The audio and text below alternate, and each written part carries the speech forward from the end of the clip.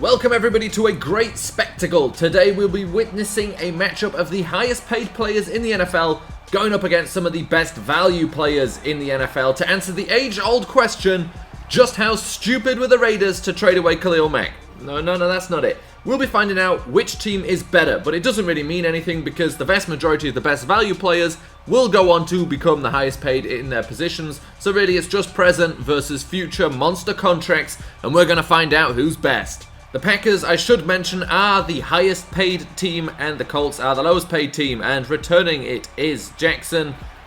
I don't remember which Jackson. Oh, it was Eddie Jackson. Eddie Jackson was the kick returner.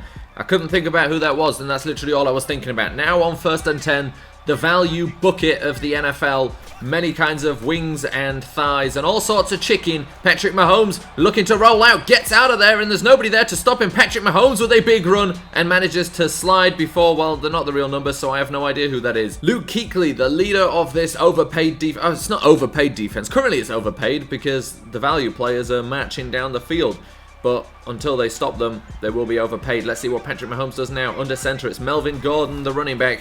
And he will hand off to him as Melvin Gordon finds a bit of a gap, but he is stopped by Keek the Freak. And here is the offensive line. Joe Staley, Joe Tooney, Ryan Kelly, Austin Blythe, and Ryan Ramczyk. And then Tyreek Hill, Melvin Gordon, George Kittle, Micah Thomas. Naeem Hines is just left over because we didn't take him out, but it's pretty good value. One team was incredibly easy to put together. The other one barely fits into one roster, but almost had an interception there. And how do you not catch that? You are the highest paid cornerback in the NFL, or one of them, and you don't make that interception. That is terrible. Let's take a look at this front line. J.J. Watt, Fletcher Cox, Aaron Donald. The linebackers, Khalil Mack, Luke Kuechly, Bobby Wagner, and Olivier Vernon. And then the defensive backs, Josh Norman, Eric Berry, Lamarcus Joyner, and Trumaine Johnson. Now 3rd and 4 for this Colts team, for the underpaid guys, as that's, and I was going to say almost another interception, but Luke Kuechly's not going to drop a gimme like that, and he picks that one off, and that ends that drive. Way to earn your money, Luke Kuechly. He showed he's worth every penny he gets paid, and Patrick Mahomes maybe giving up another big moment right here. So now here come the highest paid players in the NFL, looking to get something going here. This one pretty much an easy consensus on them being some of the best players in their positions, as Aaron Rodgers, play action, is looking downfield but doesn't see anybody, decides to roll, but he's got 2 players coming with him, still decides to run it, and he actually gets some positive yardage. 3rd and 5 now for these guys who at the moment seeming overpaid. If they don't get the first down here, they do not. John Johnson in on the tackle on Todd Gurley, who couldn't pick up the first down. And, well, that's just disappointing from a team that is paid so much that barely fits in under cap restrictions. It literally doesn't fit under cap restrictions with their actual contracts, but you can barely put them together here, and they don't even get a first down. So now punting away, it's Morstead, who better be kicking it all the way to the 10 for how much he is paid. He kicks it all the way to the 1. Fair enough. Point proven. 2nd and 17, Patrick Mahomes looking to pass. He's got some superstar receivers. Instead, he throws it to Eric Berry. I know he's your teammate, Mahomes, but not in this situation. You're not supposed to throw to him, but Eric Berry is injured, and that's why they're paying the big bucks to play about 4 games a season.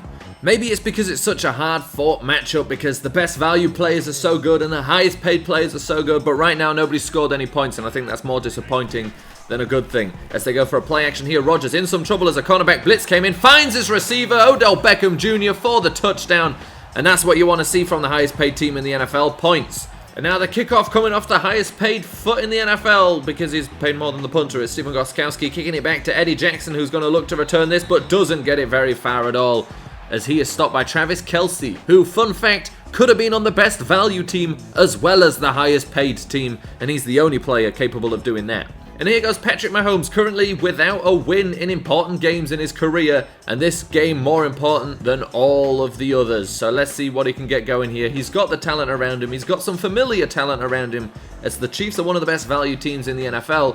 But let's see what they can get going on this drive. He's going under center. Maybe they're going to still continue to try and run the ball. And it would be a good idea because they've got to get something going here. But it's play action instead. They have been running earlier. Patrick Mahomes decides to throw it downfield and finds his receiver, Tyreek Hill. A connection between 2 guys who know each other well. So now 2nd and 1, and it's a false start. How much are you being paid to not do that? I don't know if it was a false start or encroach. It was a false start, to be fair. Okay, you're not being paid a lot. Good job. Commit all the penalties you want. So don't worry about it, Joe Tooney. You're the best value left guard in the NFL according to one place I looked. And on 2nd and 6, what will they do now as Patrick Mahomes drops back to pass? and has got plenty of time here. It's a good offensive line. They're doing some good blocking as he decides to take it himself and run. He's over the 30, over the 20, to the 15 before finally being taken down at the 13 by, I think, Josh Norman, although I don't know who's got what numbers. We pay him a lot, but they don't get to choose the numbers. Now, 1st and 10 inside the red zone. The first time in the red zones for the value dollar menu version of an NFL team, as Mahomes is looking to pass, doesn't find his receiver, and Luke Kuechly almost has a second interception right now. Pretty much the only defensive player who really is earning his contract. 1 minute, 30 seconds left. It's 3rd and 5, but after everything that's happened so far, the value menu version of an NFL roster could tie this game up before the half, and Mahomes is looking to pass. He's looking to do it through the air. Now he's rolling out and nobody's come with him, so he's going to have some space to run. He's got a tight end just looking at him, and he's into the end zone, slides down, easy touchdown. You've got to start asking questions of this overpaid defense. They are the highest paid defense in NFL history, literally probably take up the entire salary cap themselves as one side of the ball, and they can't even stop this. I mean, he's running there all day long. One of them's got to start reacting. They're triple covering just one guy, Adam Thielen, and figure that will do the job, but then Mahomes just walks into the end zone, and the value bucket from KFC ties the game. The only thing now is that they've left this high-powered offense with 1 minute 18 seconds left. I call them high-powered. They're being paid a lot. They haven't really done much yet. Patrick Peterson will kneel that one down. Let's see what they can do.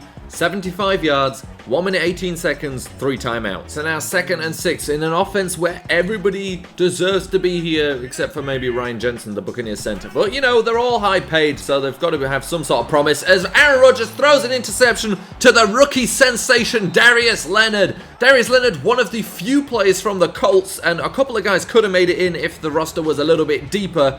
A lot of these guys not paid too much, but really playing above that level. And Darius Leonard there with a key interception gives this value team great field position late in the first half to maybe steal another 3 points or so as Patrick Mahomes comes out, and they're hoping to repay this defense for what they've just done. So now the 38-yard line, 1 minute, 3 timeouts is now a chance for the value team to take a lead here before the end of the first half, and they're going for a screen here. Gordon with the catch, some good blocks up front, but he gets caught from behind. Now, is that the fact that Khalil Mack is so good, or is it the fact that Melvin Gordon just didn't run upfield at all?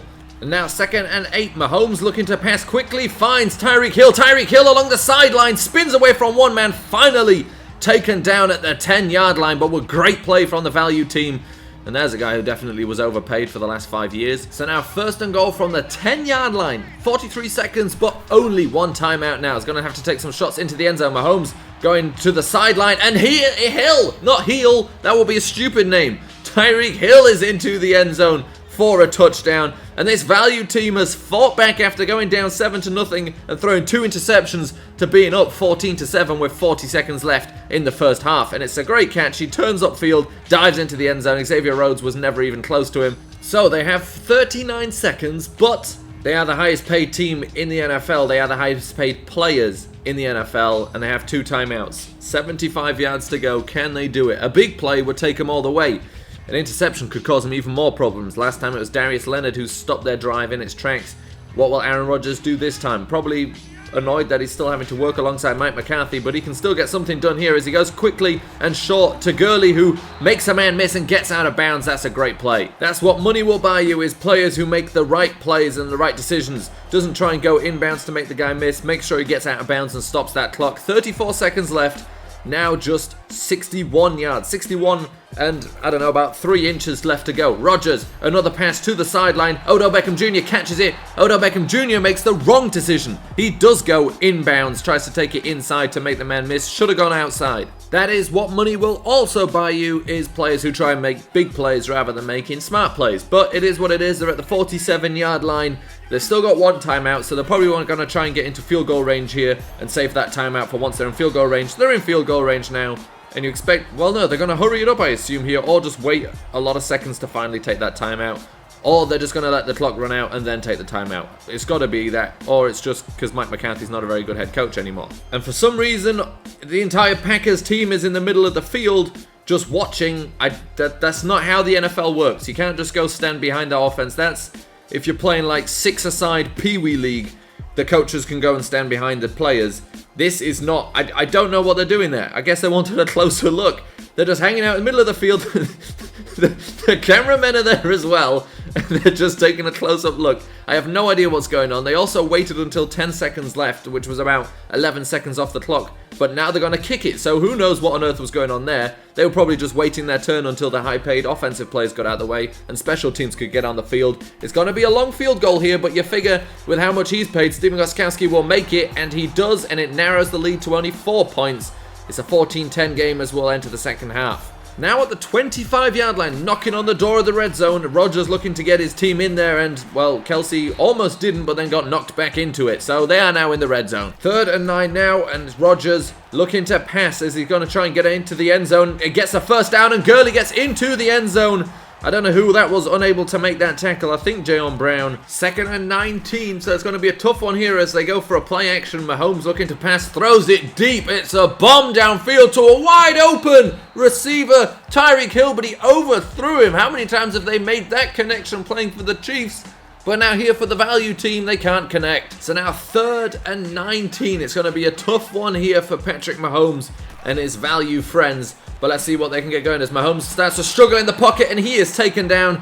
He is sacked and it's by Bobby Wagner coming in, taking him down, and they're going to have to punt from the 7-yard line now. The highly paid Packers now in a very threatening position at the 33-yard line and up by 3 points, and it's a very full box right there, but they're still going to run into it because I assume that Rodgers has been given absolutely no audibling freedom from Mike McCarthy. So now at the 11-yard line, and the highly paid Packers looking to do some more damage here, and it's looking a little grim for the value team after they weren't able to do anything on offense the last time. It's a lofted throw there that should have been picked off. That was just a bad pass, and I think that's Mike Hilton who got his hands on it. So now it's 3rd and 4. Can the value team hold them to just 3 points here as Rodgers takes a quick drop, fires it into Antonio Brown for the touchdown, and that is a whole world of trouble for the value team here, as now they're going to be behind by a lot more points.